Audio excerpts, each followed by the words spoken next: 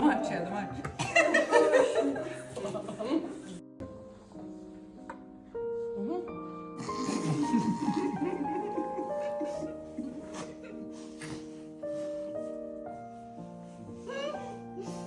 Tập mời mấy mình. Chứ Harry Potter. Ay yok.